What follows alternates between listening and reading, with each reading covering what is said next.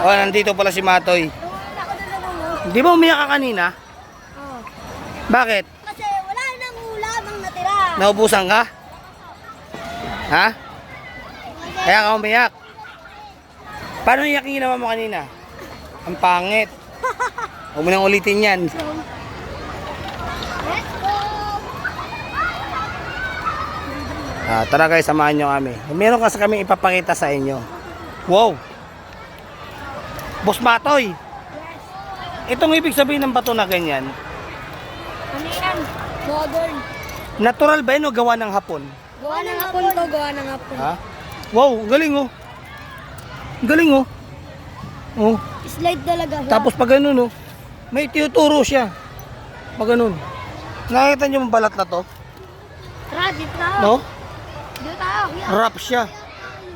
Tignan natin yung mga ano. Para siyang balat ng ano. Balat ng dinosaur. Ibig sabihin niyan guys, pag pinakita yung ganyang klaseng wrap ng bato, balat daw ng dinosaur yan. Ito. Ito mo yan guys. May engrave siya oh. Oh. Galing, meron pa rito. Sa mga nakakaalam, comment na po kayo kung ano ibig sabihin yan. Tapos after nyan guys, may tinuturo pa siya. Ito, turo ko sa inyo. Ito.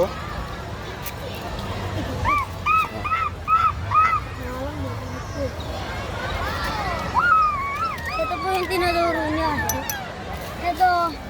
Ito guys, oh, may crack siya rito. Hanggang pag ganun. Tinuturo niya. Parang under. Parang treasure under yan mga guys. Babakbak natin. Meron pa siya rito.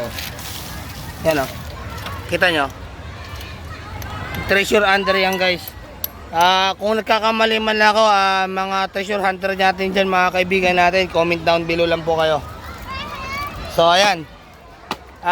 Bago natin simulan yan guys, may pointer po kami. Gagamit namin ng pointer yan. Gadget. May gadget po kami rito. Ito. Guys, ang gadget namin from America pa po to. Ngayon, dito tayo magsisimula. Yan. Dami yan. Hop. Hanggang dito tinuturo niya guys. Oh. Yan.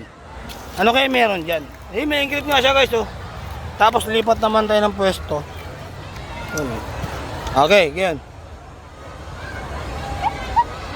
Ang tinuturo, ayun oh. Ang pangit. Tangin na nga. Ang pangit ng kayamanan. Tayo, tigilan natin ito guys.